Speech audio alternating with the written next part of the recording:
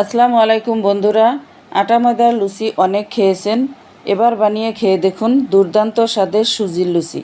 সুজির লুচি একবার যাকে বানিয়ে খাওয়াবেন বারবার খেতে চাইবে, এতটা নরম আর ফুলকো ফুলকো হয়। দারুণ স্বাদের সুজির লুচি বানানোর জন্য প্রথমে আমি একটা প্যানের মধ্যে হাফ চামচ ঘি নিয়ে নিলাম। তারপর এখানে দিয়ে দিচ্ছি 200 গ্রাম সুজি। সুজিটাকে প্রথমে আমি 1 মিনিট লো ফ্লেমে ভেজে নেব। গ্যাসের ফ্লেমটাকে কিন্তু কোনোভাবে বাড়াবে না, সুজির কালারটা যেন চেঞ্জ হয়ে না যায়।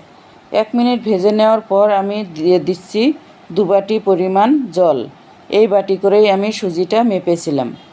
200 গ্রাম সুজি 1 বাটি হয়েছিল, তাই তার ডাবল জল দিতে হবে। 2 বাটি পরিমাণ জল আমি এখানে দিয়ে দিলাম। এবার এখানে দিয়ে দিচ্ছি অল্প পরিমাণে লবণ, আর দিয়ে দিচ্ছি খুব সামান্য পরিমাণে চিনি। এবার সুজিটাকে পাক দিতে হবে, আর সুজি খুব তাড়াতাড়ি জল টেনে নেয়। আর আস্তে আস্তে এটাকে একটা মন্ডের মতো করে নিতে হবে। আর এর মধ্যে যাতে কোনো দলাভাব না থাকে তার জন্য চেপে চেপে মিশিয়ে নিতে হবে। ডোটা বানাতে খুব বেশি সময় লাগে না, 4-5 মিনিটের মধ্যেই হয়ে যায়। যখন জল দেবেন তখন ফ্লেমটা একটু বাড়াতে পারেন, কিন্তু পাক দেওয়ার সময় যখন দেখবেন সুজিটা টেনে এসেছে তখন ফ্লেমটা লোতে রাখতে হবে। ডোটা রেডি হয়ে গেছে, একদম শুকনো করে ফেলা যাবে না। আর এটাকে নামিয়ে 1 মিনিট হালকা ঠান্ডা করে তারপর গরম অবস্থাতে মাখতে হবে। শুধু সুজি মাখলে হবে না, এই ডোটা যাতে স্মুথ হয় তার জন্য প্রথমে আমি এখানে 50 গ্রাম ময়দা অ্যাড করছি। আরও একটু ময়দা অ্যাড করব, কিন্তু এখন না, পরে।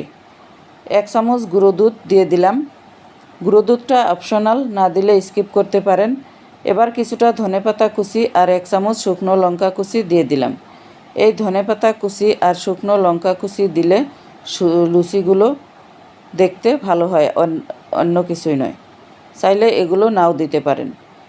এবার খুব ভালো করে মেখে নিতে হবে যতক্ষণ পর্যন্ত ডোটা স্মুথ হচ্ছে। তো মাখতে মাখতে হাতের মধ্যে লেগে যেতে পারে, তখন ময়দা মেশাতে হবে।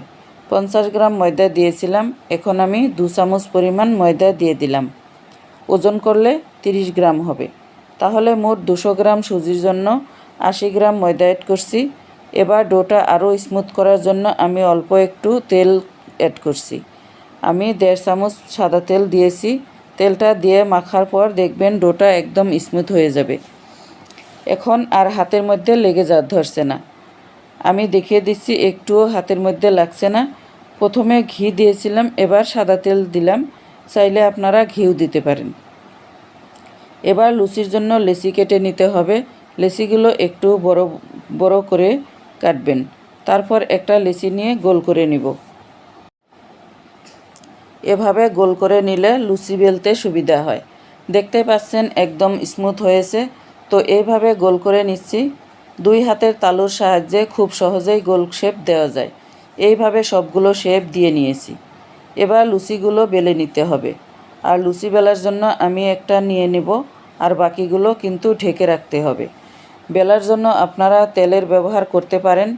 আমি অল্প শুকনো ময়দা দিয়ে বেলছি। শুকনো ময়দার সাথে এপিট ওপিট করে নিয়ে একটি বেলনির সাহায্যে বেলে নিচ্ছি। আর বেলাটা কিন্তু খুব পাতলা করে বেলবেন না, চেষ্টা করবেন একটু মোটা করে বেলার। একদম পাতলা করে বেলবেন না, যেরকম নর্মাল লুচির ক্ষেত্রে আমরা করে থাকি। তো এইভাবে সবগুলো বেলে নিব আর ভেজে নেব। আর তেলটাকে অবশ্য ভালো করে গরম করে নেবেন। তেলটা ভালো করে গরম করে নিয়ে গ্যাসের ফ্লেমটাকে মিডিয়াম রাখবেন।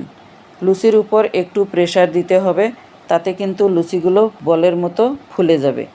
দেখতেই পাচ্ছেন বন্ধুরা কত সুন্দর ফুলে উঠেছে। প্রত্যেকটা লুচি ফুলবে।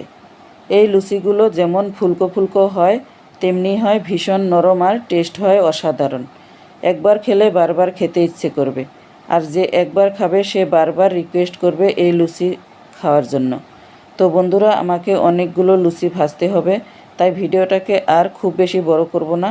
ভিডিওটা ভালো লাগলে একটা লাইক দিয়ে চ্যানেলটি সাবস্ক্রাইব করে পাশে থাকার অনুরোধ রইল।